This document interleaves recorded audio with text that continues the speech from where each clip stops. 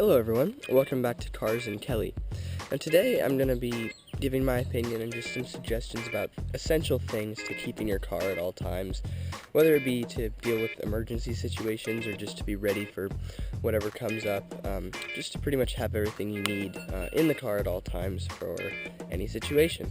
So of course this list is not universal, it's different for every person, for every car, how much room you have in your car, how many things you're willing to take with you. So of course this isn't a universal all-encompassing list, but it's just my opinion of the basic things that you should keep in your car at all times just to be ready for whatever comes up.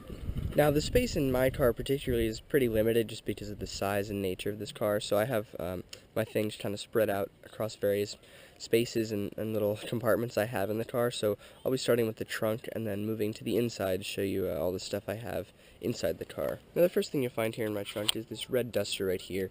Now this won't be a need for everyone depending on if your car is just parked in a garage or in a with a cover all the time, but at least for me, my car's always in a very dusty backyard, and having this basic duster just to get some excess dust off the body whenever it needs it is very useful. Now on the other side of my trunk here, I have this little air compressor.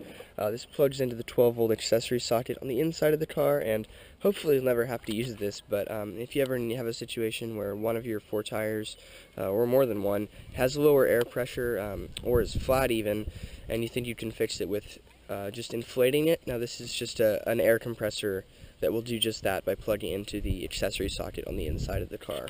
Also in this little compartment, I have a spare quart of oil.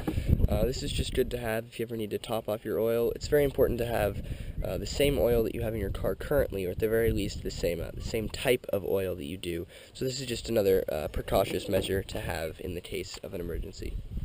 Now if I just slipped up this flap right here, find the last few things in my trunk, a little small can of WD-40 and a small roll of duct tape, just good things to have at all times for whatever comes up, as well as the stock spare tire and car jack if you ever need to change a flat. Now moving on to the inside of my car, and like I said, what car you have and the available space will really determine where all these things are, so this is just where I have them in my car. Opening up the glove compartment, I have a flashlight here, a high-intensity flashlight. It's just very useful to have if you need to work on anything in the dark. A couple sets of spare batteries for the flashlight. Here we have an aux cable for the stereo.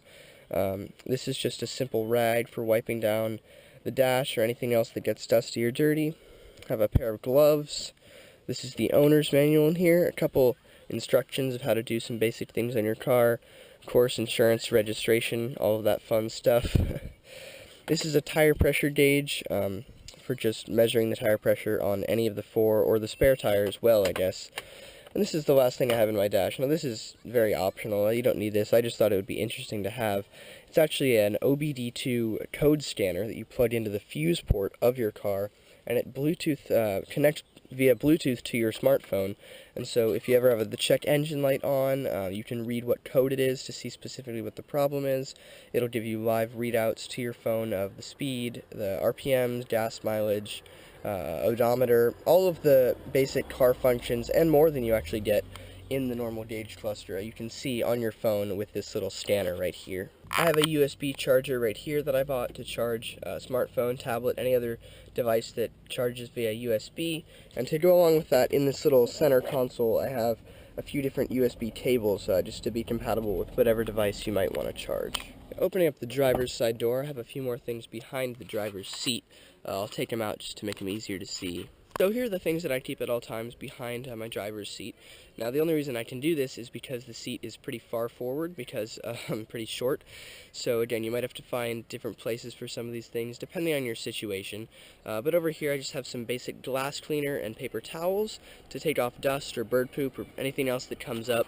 In the middle here I have a set of sockets. These are metric sockets because my car, all the bolts are metric, and it's very important to have matching sockets. Whether your car is SAE units or metric, you want to have the same set of sockets as your car is. So this doesn't cover all the bolts on my car, but if I need to do a quick repair or some sort of change in a pinch, this will do the job. So lastly here I have a bag of some various tools that I thought would be good to carry around with me. So here of course are jumper cables, always a good thing to have. You never know when you'll find yourself with a dead battery. It could happen to anyone at any time, any place, so good to be ready for that.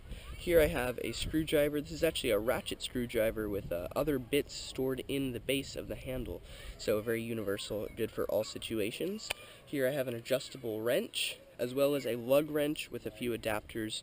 This is for taking the lug nuts off the wheel if you ever need to change a spare tire, and having these other adapters just gives you some flexibility if you have to work on someone else's car as well. So these are just a few of the basic tools to do some basic repairs on your car. There are of course many other tools that you'll want to have at home or in your garage where you permanently keep your car, but you don't need to keep everything in your car when you're driving around. So these are just some of the more essential things I thought would be useful to have with you.